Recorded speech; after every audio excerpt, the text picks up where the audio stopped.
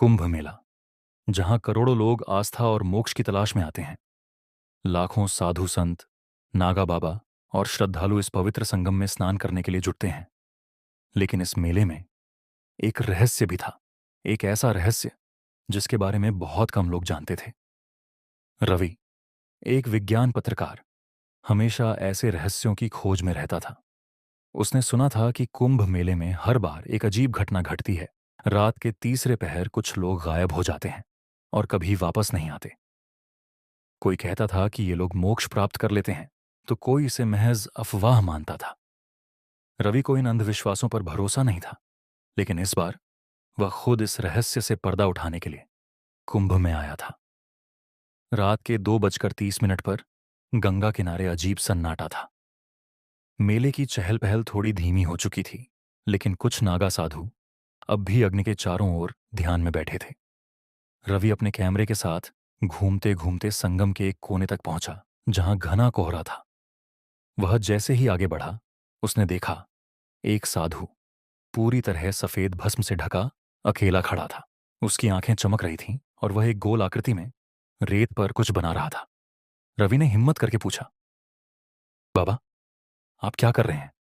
बाबा मुस्कुराए। समय का चक्र पूरा हो रहा है बेटा, कुछ लोग इस दुनिया से बाहर जाने वाले हैं। रवि चौंका। मतलब? बाबा ने रेत में बने चक्र की ओर इशारा किया।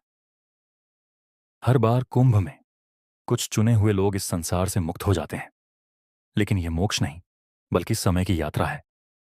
रवि को बाबा की बातें मजाक लगीं। समय यात्रा, यह तो सिर्फ कहानियों में होता है। बाबा ने उसकी ओर गहरी नजरों से देखा और कहा, अगर विश्वास नहीं तो तुम खुद देख लो। बाबा ने अपनी लकड़ी उठाई और रेत के चक्र के बीच एक लकीर खींच दी। अचानक रवि के चारों ओर की दुनिया बदलने लगी। चारों ओर कोहरा गहरा हो गया। आवाजें धीमी पड़ने लगीं। मेले के लोग स्थिर हो गए, जैसे किसी ने समय को रोक दिया हो। रवि घबरा गया। उसने अपनी घड़ी देखी, वह बिल्कुल रुक चुकी थी। क्या हो रहा है? उसने घबराकर पूछा। बाबा की आवाज गूंजी, समय एक भ्रम है बेटा, तुम इसे एक दिशा में बहता हुआ मानते हो, लेकिन यह चक्र में चलता है। रवि ने देखा कि कुछ लोग धीरे धीरे कोहरे में घुलने लगे, जैसे वे किसी और समय में जा रहे हों। रवि को समझ आ गया कि यह मजाक नहीं था। उसने बाबा से पूछा, क्या मैं भी जा रहा हूं? बाबा मुस्कुराए। तुम्हारा समय अभी नहीं आया, लेकिन अगर तुमने जीवन को यूं ही व्यर्थ किया तो अगली बार तुम भी इसी चक्र में फंस जाओगे। रवि को एहसास हुआ कि उसका पूरा जीवन सिर्फ खबरें ढूंढने और बिना उद्देश्य के घूमने में निकल गया था। उसने कभी खुद को समय के महत्व को समझने नहीं दिया था। तो इसका मतलब है कि हमें अपने समय का सही इस्तेमाल करना चाहिए। बाबा ने सहमति में सिर हिलाया।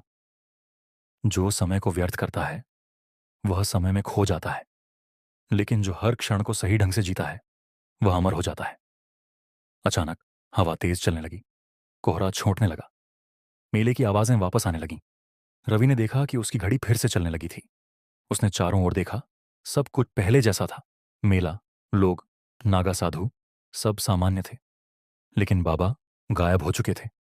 रवि समझ चुका था कि यह सिर्फ एक सपना नहीं था, यह एक संदेश था। समय सबसे बड़ी शक्ति है, जो इसे समझता है वही सच में जीता है। उस रात के बाद रवि ने अपनी जिंदगी पूरी तरह बदल दी। अब वह हर पल को पूरी तरह जीने लगा, क्योंकि उसे पता था जो समय को सही से नहीं जीता वह बस एक और खोया हुआ नाम बन जाता है।